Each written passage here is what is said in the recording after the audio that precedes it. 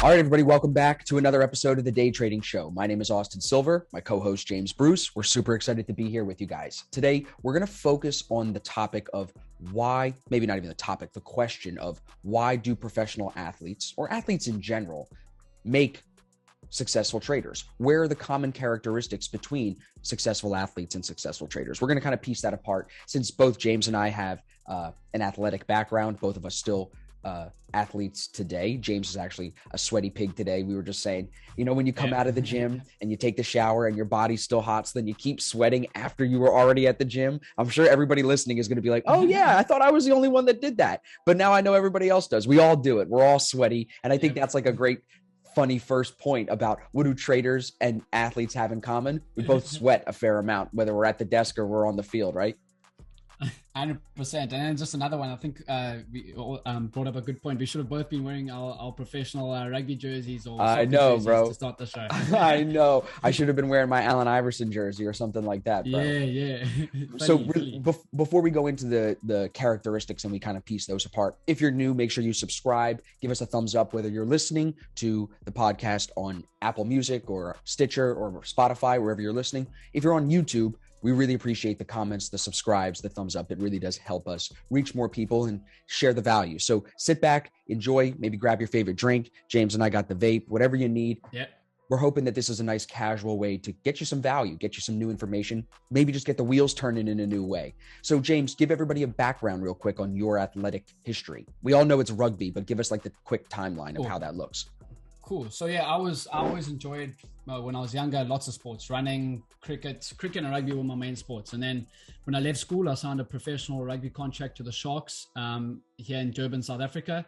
I was contracted from 2017 through to 2019 at the Sharks. I played 2 senior games for the Sharks, so with guys that played for South Africa. So I got to rub shoulders with some really, guys that played at the top level of professional rugby that you can, the international rugby, that's the highest level you can get. So I was in the setup for 3 years and then I busted my knee up and ended up finding my way into trading. So what did you do with the knee? What happened with the knee? I tore my ACL and meniscus playing for the Sharks under 21 side. So that was a bit of a stuff up. But bro, obviously both of them? No. Yeah, both on my left knee, my ACL and meniscus. So oh my God, bro. How bad did that hurt? Bro, it was flipping. So I think that probably is one of the most excruciating pains that after the surgery that you can have. Your knee swells up like a soccer ball. You can't really do anything for yourself, bro. Like Amanda had to wipe my bum when I was when I came out. So yeah, shout out to Amanda. But Amanda's my girlfriend, by the way, just letting guys know. Anyone watching. But yeah, so that's basically how it happened. And then from there, I got into trading in the beginning of 2019 because I was doing my rehab, came back, still played actually another senior game for the Sharks, and then just didn't get another contract. So I was stoked for myself. I came back from it, played another senior game. I can always say I've done it, but and then I'm glad that's how it led me into trading. Just curious, what was the recovery time from when you got injured to when you came back with that next game? Sure. So I had my operation actually 3 days before my 20th birthday. Happy birthday. On August 10th, 2018. And I played my first game back in May of 2019. So give or take, what's that, 9-10 months? That is crazy, bro. The reason I asked that is because I think that's an important characteristic that we discuss in today's episode is just the determination. Sure. My background on athletics is always played sports my whole life. My dad got me in soccer when I was like 4, you know what I mean? So soccer has always been football, if you're not in America, has always been the main thing, right? And then as I got older, I was really fast. Speed has always been my asset in business and on the field, bro. Being fast is my strength.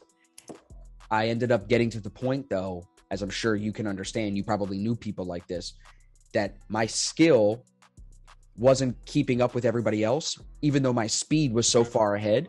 At some point, the guys were getting bigger. They were getting more skillful. I'm still 5'5". You know what I'm saying? Like, so they're getting bigger than me. They're just as fast as me or close to fast as me. And their skill level was way better. So I kind of transitioned. That was in high school. I transitioned then into track, just running sprints, 100 meter, 200 meter, 4x100 meter. And that was where I found a lot of success. I got a record at my middle school. I've got multiple two state championships when we were in high school. Still holding from.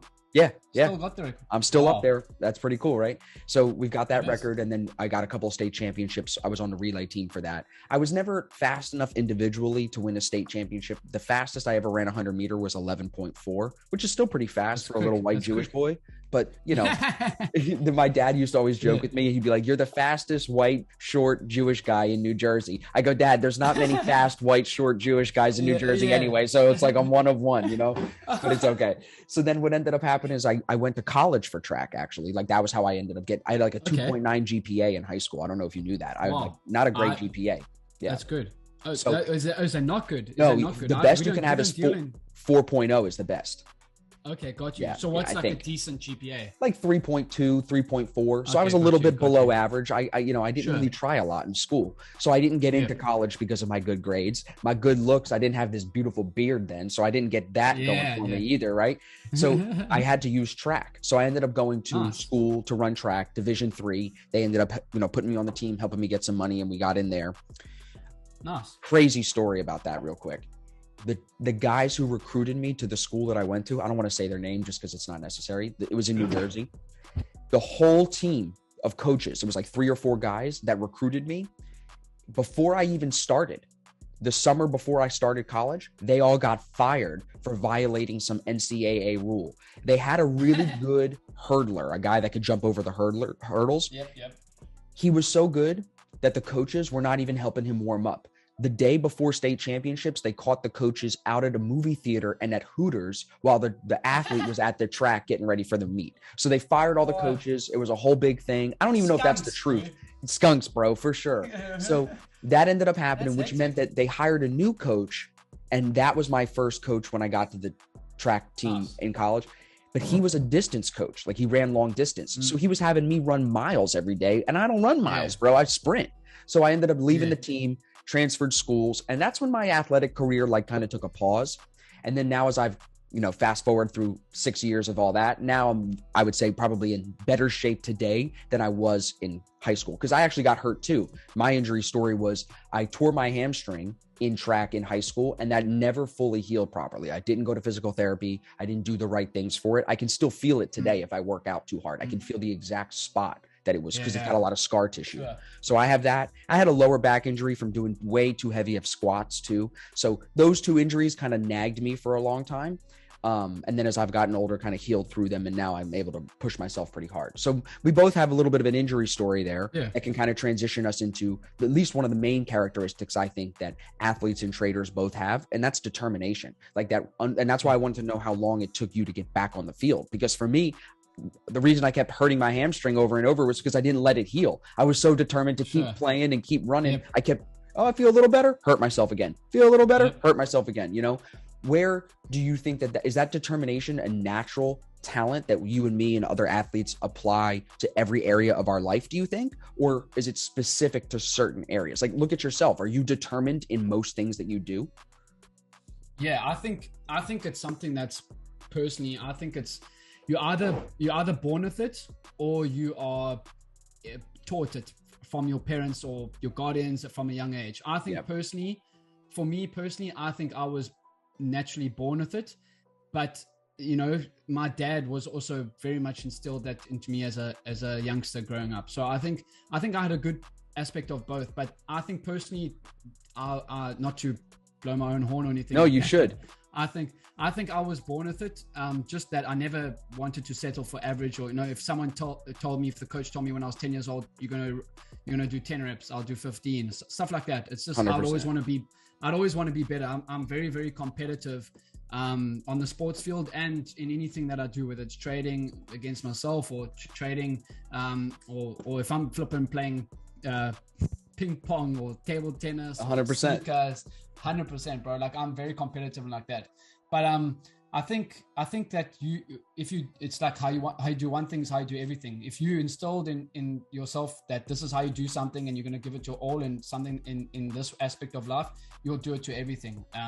At least most things that you like. I was just going to say that. I think a lot of it is born, a lot of it you're born with, but I think that aspect of it, which is like, so you can be born to be naturally determined. Everybody's got different natural abilities. I agree with you that I think it is something you're born with. But I think the idea that you just brought up of how you do one thing is how you do everything, that is not something that you're born with. No one is born with that kind of discipline, because that's a different level of discipline. So that part of that conversation, I think, is where you're taught from your parents, your coaches at a young age, things like that. Because like, remember in the ebook that I have, I wrote that story about my soccer coach and how that stuck with me. You know what I'm saying? Certain things like that feed your determination, your inner determination, but you're not necessarily born with knowing how you do one thing is how you do everything. At least I wasn't, you know what I mean? So I think there's aspects to both sides of it.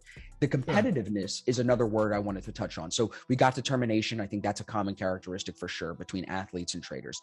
The unwillingness to quit, whether it's a meniscus and an ACL tear, whether it's me, my coaches get fired and then I got to trust a new coach, never giving up, right? And even today, like still doing sprints, still doing stuff. You still just got back from the gym, right? Like still being determined in that athleticism. So that's one.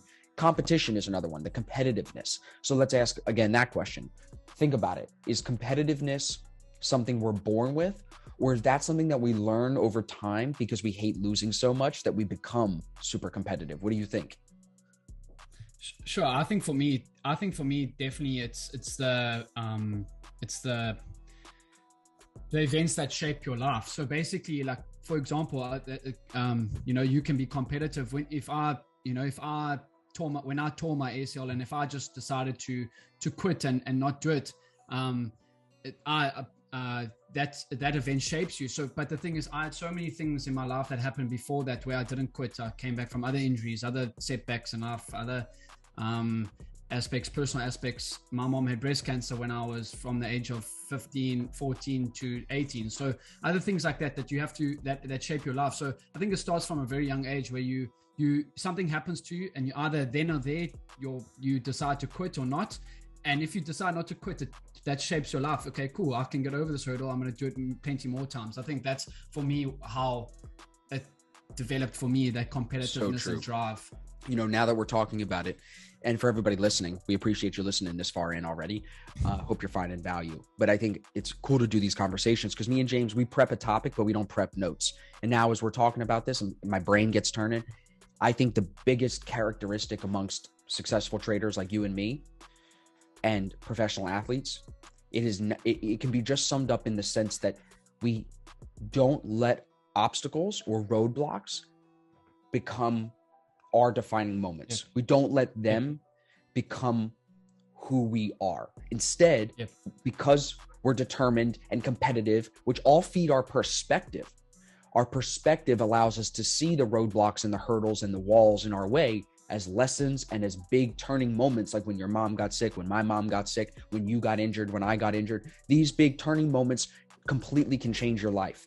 But we've decided, for whatever reason, internal, I think is most of it, we've decided to use them as fuel for what we're going to do in the future. We're going to use the lessons from these moments. And that, I think, is the biggest thing that traders do well and athletes do well. Because look at our trading. Look at even this morning. You hit the EuroCAD winning trade. I'm in a winning Bitcoin trade. Both in winning trades, and both of us pushing each other to say, hey, you could have done a little bit better in your notes here, been a little bit more clear here. Still pushing ourselves, even in winning trades, to go and look for what could be better. What can we do better? What can push us to be our best self?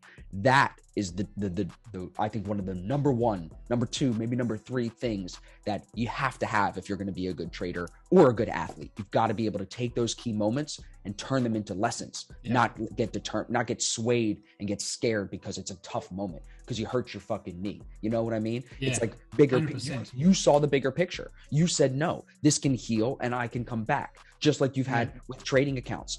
One loss does not define you. Otherwise you wouldn't be here today. So I think it's like the 100%. Same kind of thing of not letting losses define who we are. Wouldn't you agree?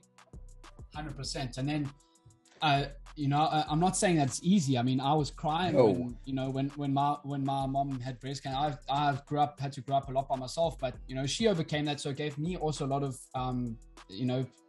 motivation to, I can do anything. And then also with my knee, I'm not saying that it was easy. I was crying, bro, for like 2 weeks. I was like, even after my operation, I was like, God, why do you have to do this now? Why does this have to happen now? Like I could be playing out, and things were starting to take off for my career at that point. Like I think if in retrospect, if I didn't have that knee operation, I think I could have still been playing professional rugby. I would agree. At a high level today. Yeah. But the thing is, then I wouldn't have been trading. I wouldn't have found trading. So, and I think over the long term, I definitely enjoy my trading a lot more.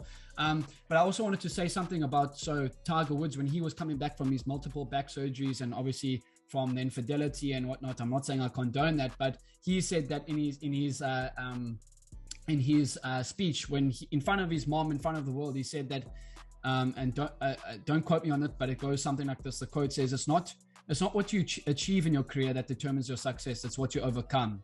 And I think that's very true. Like, you know, like lots of people can achieve success, but how many people can achieve success, get it stripped all from them, and then come back from that and achieve it again and 10 times more? I think it's very, you know, I think that's, as traders and as sportsmen, that's two commonalities that are very, very similar. Agreed. And you know what comes into play in that conversation is, look at how many people want to be successful day traders, bro. Look at how many people want to be professional athletes. You know what I'm saying? We look at the numbers of how many people say they want to do these things. It's a lot of fucking people on both ends. Every little boy basically wants to be a professional football player or basketball player. Everyone. At some point you wanted to do that. Yep. 100%. And just like in day trading, a lot of people want to be full-time traders like us. They want to be able to make money, self-sufficient from home, from wherever they want, laptop lifestyle, whatever they think it's called, right? A lot of people want that. But when you look at both scenarios, how many people make it to the NFL just out of the college football players? Not even make the college team. Let's talk about how many college players there are versus how many NFL players. It's a fraction, bro. It's a fraction. It's a fraction, right? And then think about how many players get hurt like you did or like I did, and then they get their season cut short. There's so few Tom Brady's, Peyton Manning's. You know, I think of Brian Westbrook. He was a running back for the Eagles. I think of Brian Dawkins. Very few people that made it through their entire career with no injuries at a very high level and then exit on top. You know what I'm saying? Yeah, I mean, it's nobody. Adrian Peterson. Yeah. Adrian Peterson, he tore his ACL in December 2011, came back, or was 9 yards short of the single season rushing record. I mean, that's the guy who got me into watching football. I mean, look at that, bro. He's a great example of not letting the situation define him. He already knew who he was, and that situation was going to just be a lesson for him, a motivator for him. Yep. And even how many people can do that? Not a lot of people. Yep. So I think one of the other common characteristics between trading and athletics is you have to have a lot of self-belief. Like without self-belief, you would not think that you could be that small percentage of person. You would not think you could be one of the 4 people who get funded out of 6,000 that tried in November. Sure. You know what I mean? And then for me, I look at guys like you and I get motivated. I look at guys like in our Black Shirt Club, we've got Tom, we've got Steve, we've got Luke, we've got all these guys that are either funded or moving in the direction of funded, which shows you even more like the power of the ASFX community, the power of what we teach on the day trading strategies. But it would be nothing if Tom didn't believe in himself, if you didn't believe in yourself, if I didn't believe in myself. Like at some point, we all are balancing the self-belief with the, I want to keep my ego down and stay humble. It's a balancing act. You know what I'm saying? It's a good balance. Yeah. But it's a good balance. I think that we as a community do that well, because you're not a winning trade, but you're like, today you could have had the tighter stop, you would have got more risk to reward. So I think that, you know, and this is also can maybe branch off into another topic within sports and the commonalities between sports and day trading. You know, when I was playing professional rugby at the Sharks, as I mentioned, we always used to have a book. So we do film review, and every single day you go and at the end of each week, you write what your work-ons are going to be for the team and your work-ons individually. So I played scrum half, so I passed the ball to the back line, basically. Mm-hmm. So basically, I would come up with my work-ons. Okay, this week I want to have a crisper pass, whatever it is. You know, you get the point. But that's the same thing as in trading. Okay, what can I do better this week? This week, I'm only going to be taking perfect L50s this month, or I'm not going to be trading in with no risk to reward to divergence, stuff like that. So I think that's also traders and professional athletes are always trying to improve. They're not satisfied with good. We want to be great. I love that. So we've got determination. They're competitive. So they're determined, competitive. They have self-belief. They're always looking to improve. Those are 4 really good common qualities. And everybody listening, the reason why we're talking about this today is not to share me and James's heyday of athletics. We're here. we're you know what I'm saying? We're talking about it because I think if you can identify these characteristics, you can align yourself with them more. That's really all it is. You know what I mean? And when I look back on myself, did I have the level of self-belief when I started that I do today? Of course not. But it was still higher than everybody else when I started, just in the same sense. And I think that athletics taught me that. Like, I was always short. I was always small. I didn't have the same skill. Like I was saying to you with the soccer, it got surpassed. But I always believed in myself that I was going to really, really try my best. So maybe that's another characteristic, is this agreement with ourselves that we are going to be our best. And that comes out in everything that we do, in the determination, in the competitiveness, in the wanting to improve. That is you wanting to be your best, looking to be your best every day.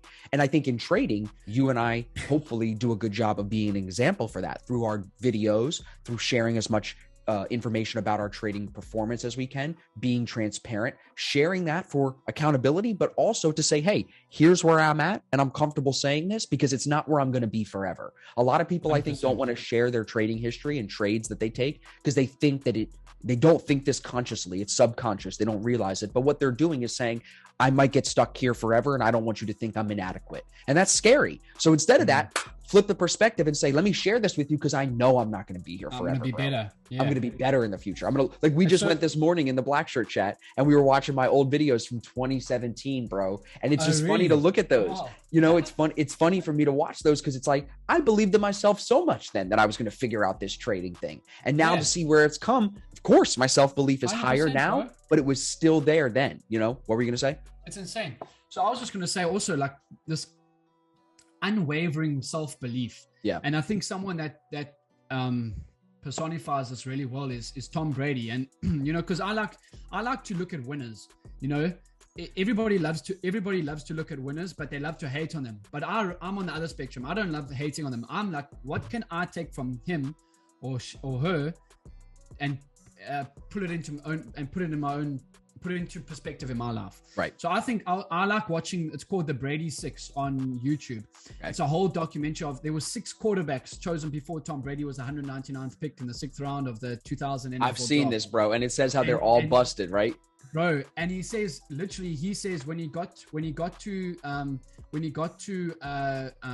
Michigan, from his college days, he always had this unwavering self-belief. He said he was like the 5th choice quarterback at Michigan.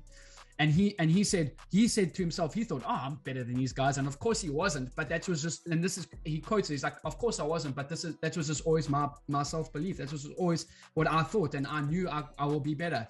And it's the same as when he got to the NFL. Drew Bledsoe was the starting quarterback for the Patriots, and he just signed a flipping $100 million contract for the flipping Patriots the year prior.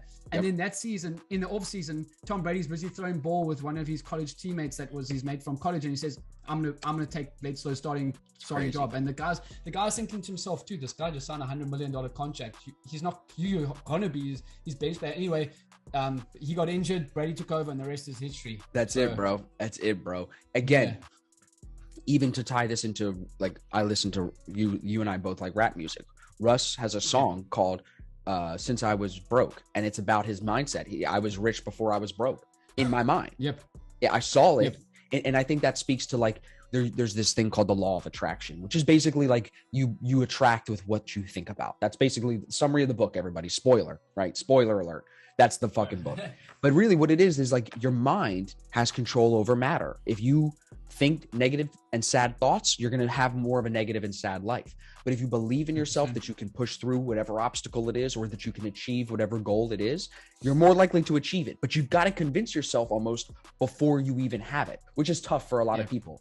How take a second even to think about this. How have people like you and me instilled more self-belief? I have an answer, but I'm curious to know what you think. How have you instilled more self-belief in yourself? What do? Give an action. Give somebody listen to this is going to be like, all right, cool, Austin and James, you're talking a lot of cool shit, but like, how do I actually do this for me?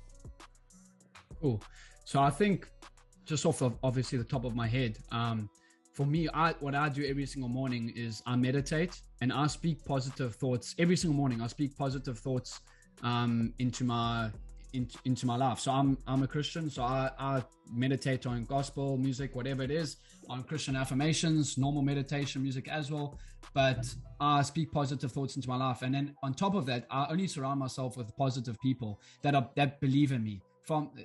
Because at the end of the day, as you said, what you speak can turn into existence, and it will turn into existence. If you say, I'm going to be a millionaire, I'm going to trade $1 million trading account, personal account one day, whether it's in 5 years or 10 years, if you put in the work and you continuously every single day put time and effort into it, that will happen. If you say, I'm going to be sick and stuff like that, it can also happen. So it works for both ways. You took my answer, bro. My answer was the people that you surround yourself with and the things that you listen to, the things that you read, they shape your system of belief, the way that destiny. You view the world. Yeah. And that shapes your destiny. Absolutely. Yeah. I'm big on the meditation too. I want you to hold me accountable. I've been having this thought that I want to write down affirmations that I want to read to myself every day before I meditate.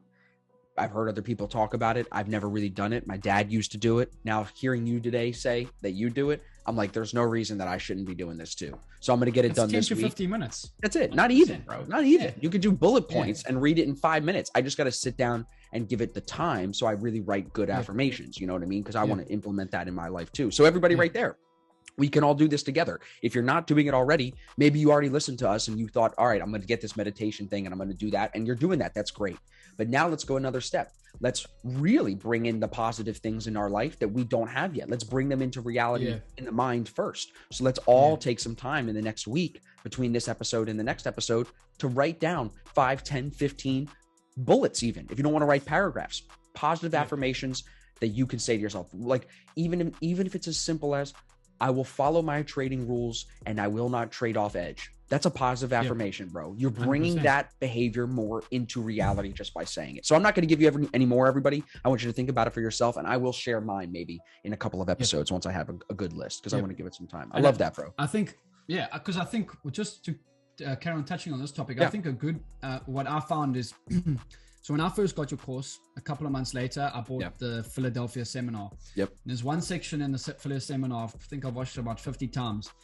It talks about people around you. Don't surround yourself with negative people.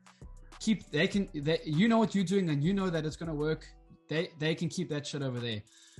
Really, when I started training, there was really only 4 people that believed in me. Yourself, Amanda, my dad, and Amanda's dad. Other than that, not even some of my best friends didn't even believe in what I'm doing. They thought I was, So I think, like, for me, I think surrounding yourself with and listening to positive things instead of, especially when, in today's world, there's so much negativity, COVID this, COVID that, bomb over there, stuff like that, it's just, earthquake there. So you're just surrounding yourself with positive things and just, winning each day and being focused on each day and being positive each day. So, and starting it off on the right note with a positive affirmations in the morning is just the tip of the iceberg, I think.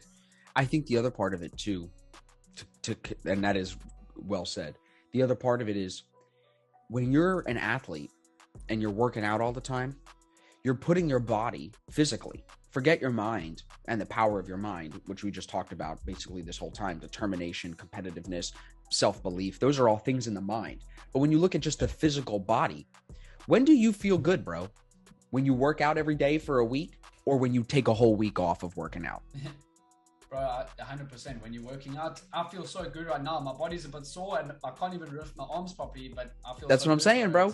So, and the chemical it's not just that we feel good because it's like, oh, we're getting all muscle. Oh, yeah. It's not about that. It's a chemical reaction in your body that you release. I'm not going to say what chemical because I don't remember off the top of my head, but you're releasing certain chemicals. I think it's serotonin. Yeah, and in that you're literally getting rid of stress.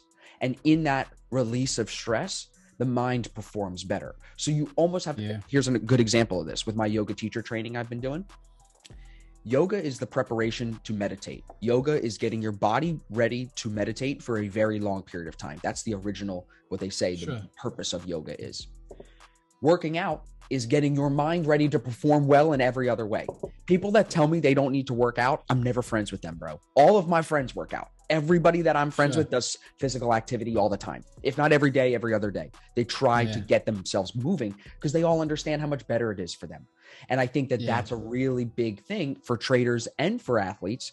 Without the working out, of course, you're going to suck as an athlete. That's a given. But even as a trader, your body is not ready to get the mind ready to perform without the working out. So just like you need the yoga to prepare to meditate, you need the working out to prepare to make good decisions. There's science behind this, bro. I've seen. 100%. Good. Well, sorry to interrupt. I said something, maybe it was 2 months in November or something like that, but I got some hate mail or hate messages, but I'm going to say it again because for me personally, I have, and you guys can let us know in the comments or whatever, but this is no offense to anyone, but I have never seen an overweight successful day trader. And I stand by that firmly. To this day, I still have not seen it. Obviously there's always going to be outliers, but of course, maybe for myself, I have never seen one. I definitely would agree with that, at least up until the point of filming this video today, for sure. And I think that goes back to also, like you said earlier, how you do one thing is how you do everything. Don't tell me you're going to be disciplined in trading, but then you can't be disciplined with a diet. And don't tell me you eat a lot of junk food, because if you care about your future, trading requires care about the future. Okay. Mental capital. You have to be thinking about the future. That's why you're trading, for a better future.